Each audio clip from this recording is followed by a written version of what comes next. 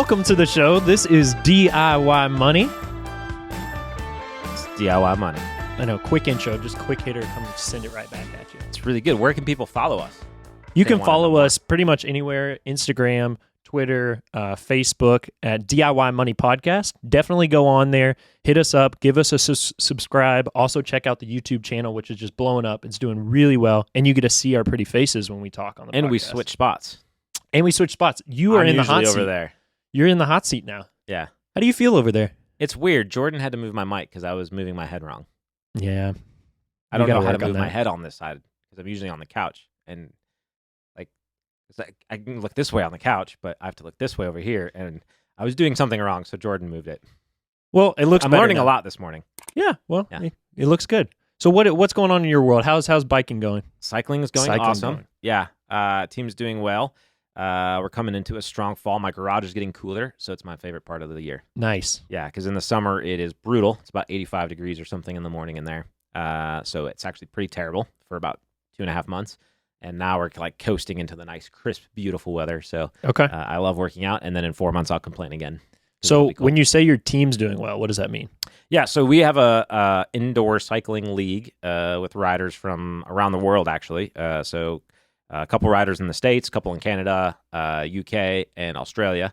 And we have a early morning 5:15 Thursday league that we get up and race against other people. Wow. In a virtual world. That sounds very dorky. So that sounds awesome, actually. That's really cool. So it's pretty fun. It's a good way to get a workout. It's like Peloton, but cooler.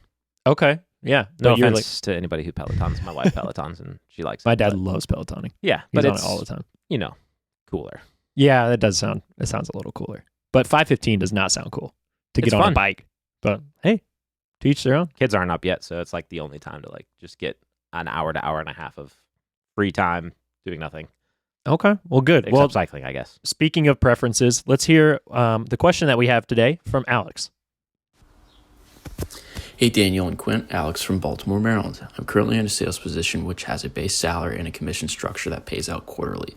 This quarterly commission check can sometimes be between 2 to 9 times higher than my normal biweekly paycheck. I have a 6-month emergency fund in a high-yield account and paid off my high-interest credit card debt. My question to you guys is how should I allocate these extra funds at the end of the quarter? 70-30 or 60-40 between student debt and car debt, 4.7 and 5.3 fixed interest rates, or investing through a Roth and brokerage accounts? Thank you. All right. That's pretty awesome.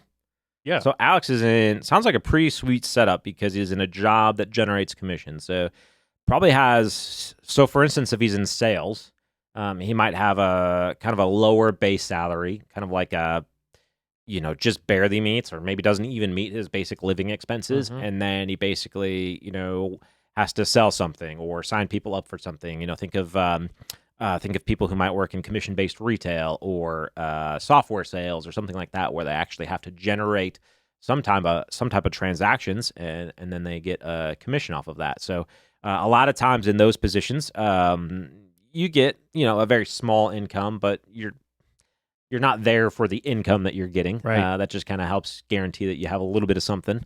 In case you're on that sort of 2 times higher side of things. But he's able to go up to 9 times higher than his paycheck sometimes. Yeah.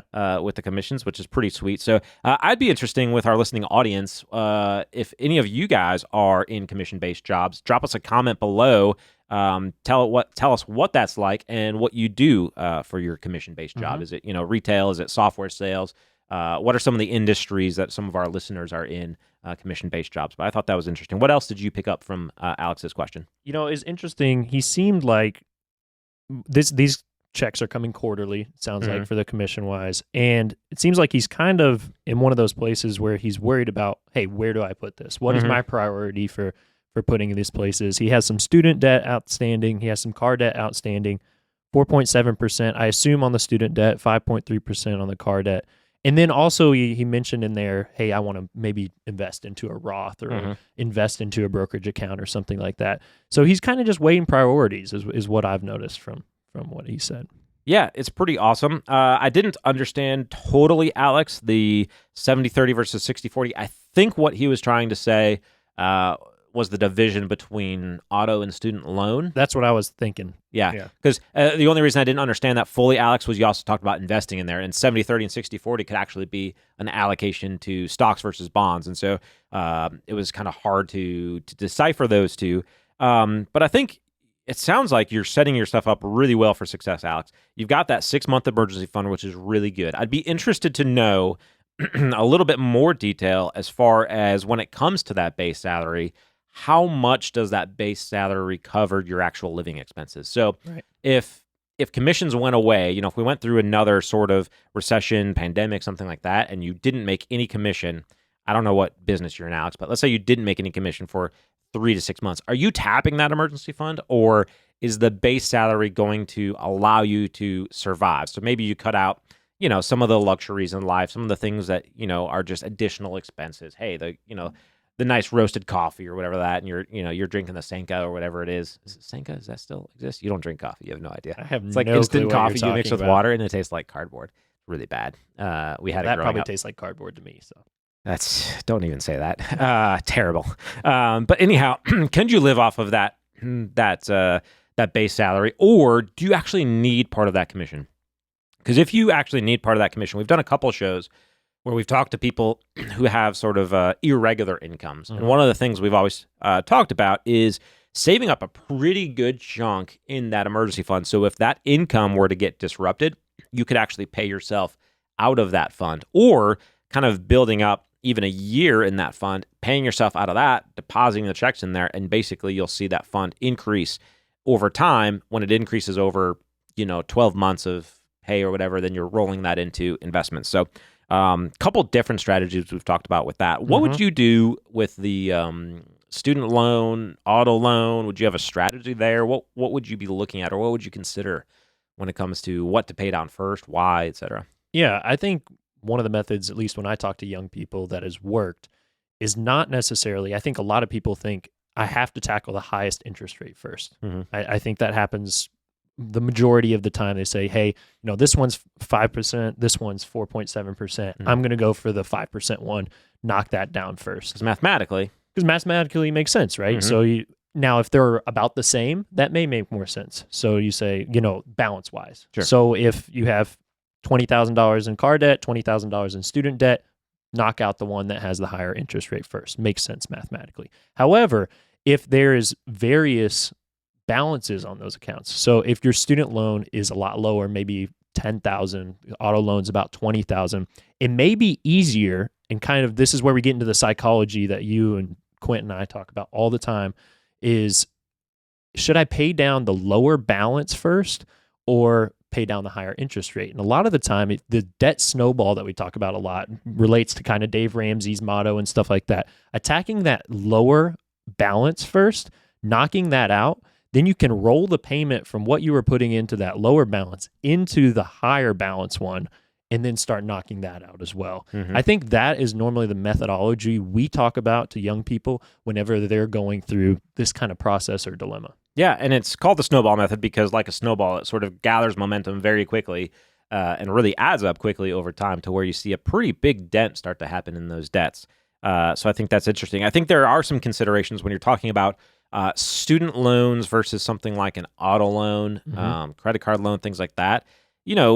Keeping in mind that student loans can potentially have some additional options within there. So you have, income-based repayment plans, the forgiveness period over, if you're paying on it for a long enough term, there's actually forgiveness periods and things like that. If you're in a qualified payment plan and things like that. So there's certain considerations that you have to look at when it comes to student loans to go, okay, what is the trajectory of my income in my life? And does it make sense to aggressively attack this?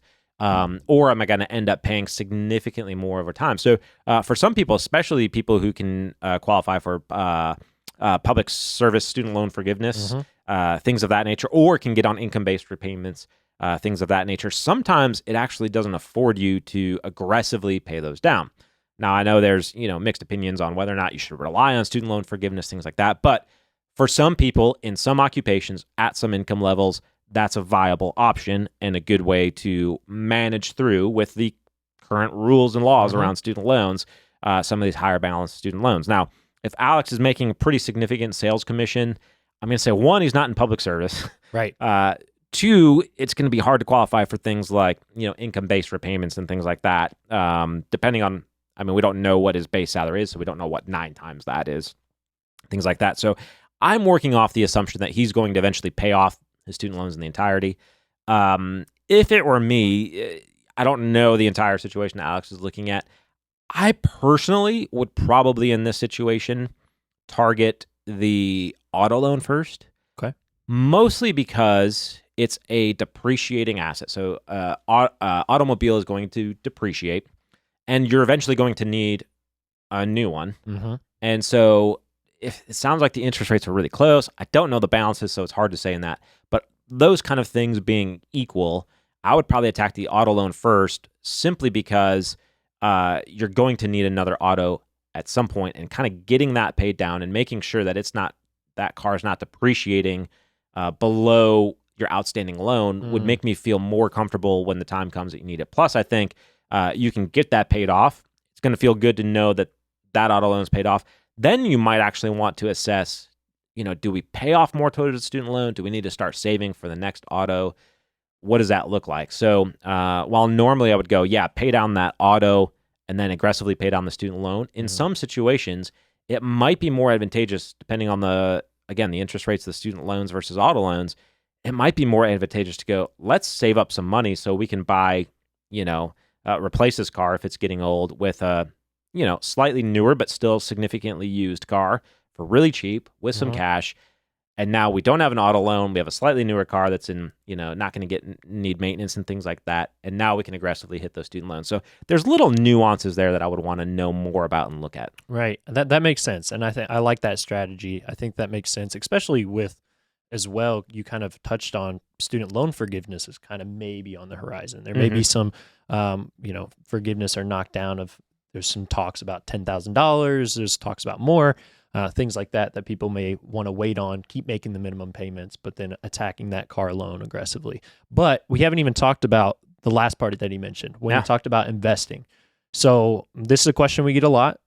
For people that have outstanding debt, what is your policy, or what do you think about whenever we think about debt as well as investing at the same time? Certainly. So obviously, if you can get a employer match in your 401k, it's not exactly 100% return, but figuratively speaking, you put $1 in, they match it for $1. That's roughly 100% return. People at home are going, that's actually exactly 100%. Yeah. But why I say it's not 100%, it's not, you're not getting a return from the stock market. You're just getting free money from your employer. Right. So don't leave that match on the table. That's really important. It's hard to make that up on the back end 5 years from now after you have your debt paid off and things like that. So keep that in mind. If your employer has a match, put in the 3% or 6% and get that.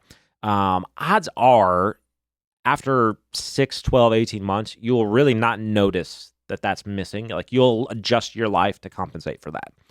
In a lot of circumstances. I know some people are, living with a much tighter budget for various regions. But a lot of times what we've seen is when people really make a commitment to actually kind of putting that percentage away, over time, they're able to kind of cut something out, make that work, and they're setting themselves up for a really good future when it comes to retirement. Right. Now, investing outside of something like that while you have debt, you really have to ask the question, one, is it prudent? What you're effectively doing, and when I say prudent, is you're allowing yourself to borrow money over here to invest it over here. Because so long as you have outstanding debt, you are effectively borrowing money to fund your investments. Now, is that logical? Can that work? In some circumstances, yes, it can. So, for instance, we upgraded to a family van recently, a year-ish ago. I don't know, something like that. But we're also looking for a house. Well, minivans are not cheap, and we needed a down payment for a house. Whenever the right one comes along, that could take a while in today's market. So we financed the van with a very aggressive payoff strategy because we wanted to make sure that we didn't throw down a huge chunk of cash, even though it was there sitting in an account. Because if we found the right house 3 or 4 months later, and now all of our cash was locked up in a automobile, that didn't make sense. So in that instance, we literally did finance kind of our savings because we wanted that cash available. Now it's been some time, and we're getting really close to just having that paid off with the aggressive strategy. And we calculated the cost of that interest and went, it's worthwhile because it's better than having to sell some other investments and do that. And it made sense for our particular situation. But generally, I would like to see people pay down, especially auto loans, prior to getting aggressive with, say, taxable investing and other things like that. Because, again, that's a reoccurring. You're going to need another auto someday. It's a depreciating asset, which means the price of the car is going down. And so those things work against just having an auto loan while you're trying to save and invest at the same time. Now, student loans, it's really a case by case. It's going to come down to the balance that you have, the length of time that you've been paying off of it, what your income looks like right now, things like that. So there's not a one size fits all there. Right. But I do think that the argument against that, people would say, well, I can put my money into the markets or something like that, get a 10% return. I'm only paying 5.3% on an interest rate. I get a 10% return over here. I can totally cover my payments. However, if the market goes down, and likely when the market goes down, the economy goes down as well. If you're not making nearly as much on those commissions at that job, you don't want to have necessarily that payment sitting there. And then you're going to think, oh my goodness, I have this money that I've been investing. I need to pay off my debt now. Yeah.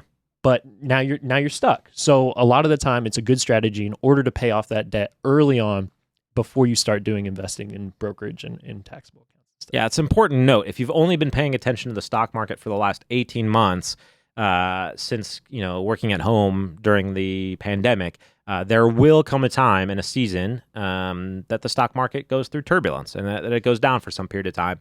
And sometimes it actually stays at those levels for multiple months, if not a year or two. So just keep in mind that it is not guaranteed to return 10% annualized every year, though that might be the long-term averages. Long-term averages don't equate to individual results that you see on a year-by-year basis.